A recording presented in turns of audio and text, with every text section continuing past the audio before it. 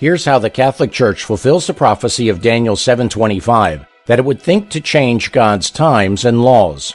There's only one commandment that deals with time. It's the Sabbath commandment, which commands us to remember a specific period of time for worshiping God.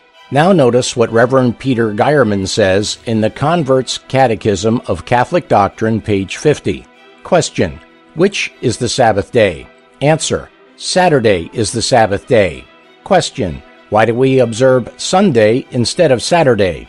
Answer: we observe Sunday instead of Saturday because the Catholic Church transferred the solemnity from Saturday to Sunday.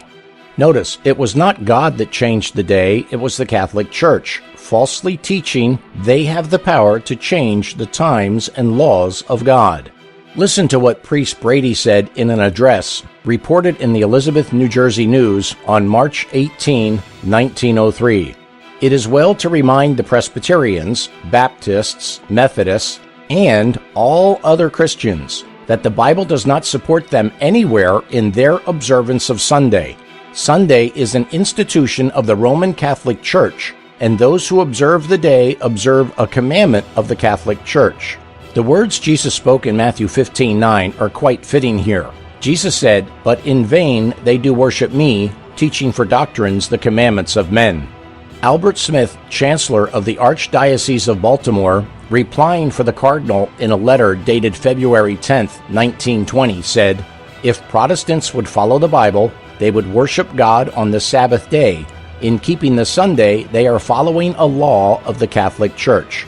Here's a quote from Monsignor Louis Segor in Plain Talk About the Protestantism of Today, page 213. The observance of Sunday by the Protestants is homage they pay in spite of themselves to the authority of the Catholic Church.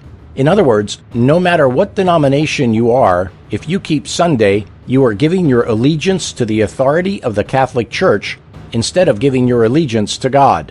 How about this Catholic quote? Perhaps the boldest thing, the most revolutionary change the Church ever did, happened in the first century. The holy day, the Sabbath, was changed from Saturday to Sunday.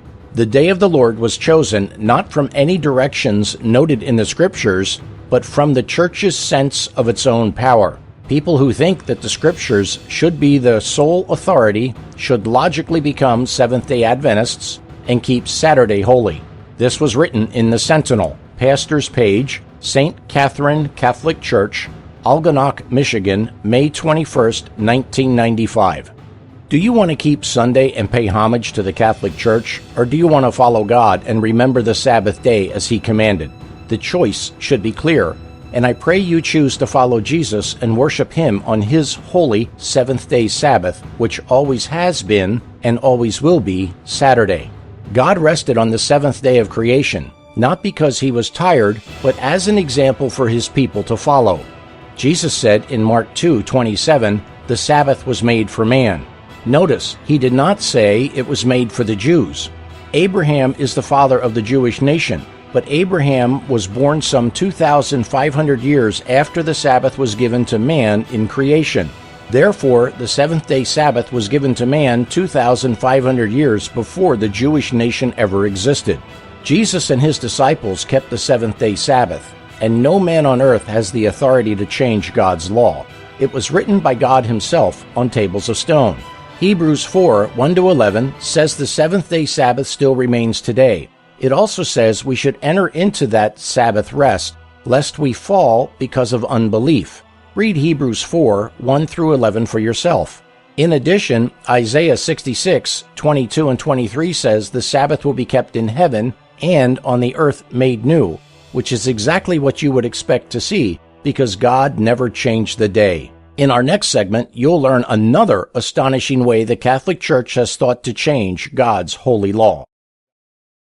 To learn more, email stmedia.co@gmail.com with your name and address for the free book, The Great Controversy Between Christ and Satan, available within the continental United States while supplies last. Outside the continental U.S., we'll send you the book in PDF format. That address again is stmedia.co@gmail.com. One final note, Please do not request this book if you already have a copy in your home. Thank you, and God bless you.